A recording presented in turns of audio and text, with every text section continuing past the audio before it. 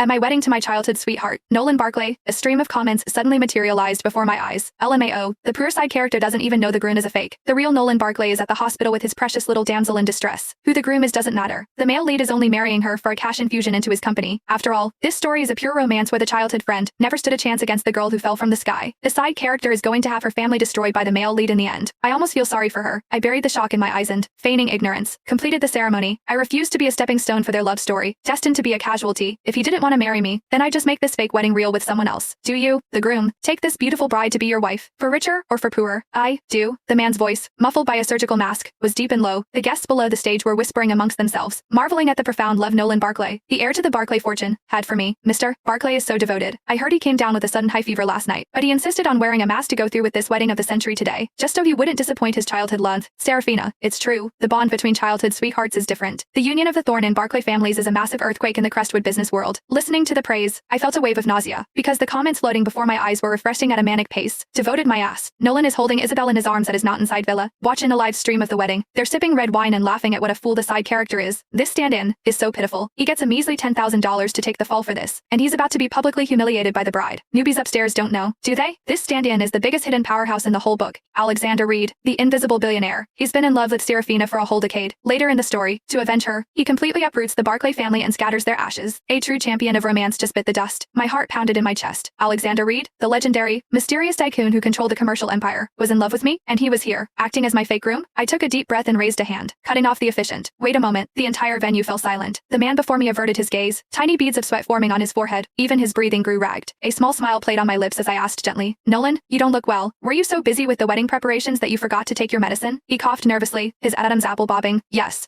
I'm not feeling great. I seized the opportunity, turning to the officiant and the guests. My apologies, everyone. The groom is feeling quite unwell. I'm going to take him to the lounge for his medication. We'll pause for just 10 minutes. Please, enjoy the champagne. With that, I gripped the groom's wrist and pulled him into the backstage dressing room. The moment the door closed, the phone on the table buzzed. I picked it up. A dozen unread messages, all from Isabel. Serafina, you know the groom is a fake by now, right? Surprise. Nolan and I are watching your wedding live. Attached was a high-resolution photo. Nolan was wrapping Isabel in a tender embrace, his chin resting on the crown of her head. They were both smiling sweetly. Forgot to mention, this was my idea. Nolan said, and even though you two were childhood friends, he's truly in love with me. This wedding is just a game he's playing to make me happy. You're not mad, are you, Sierra? I let out a cold laugh, my fingers flying across the screen as I typed a reply. Is that so? Do you want to bet that with one phone call from me, he'd drop you and come crawling back like a dog? As expected. The other end went silent for a long time. Good. The fish was on the hook. I turned to the silent groom beside me. He looked at me, a touch of panic in his eyes, his voice low and raspy. Serafina, the truth is, I patted his shoulder. Alexander, don't be nervous. The comments were a flurry of confusion. She knows. Why isn't the side character following the script? Alexander instantly looked relieved. So you knew all along.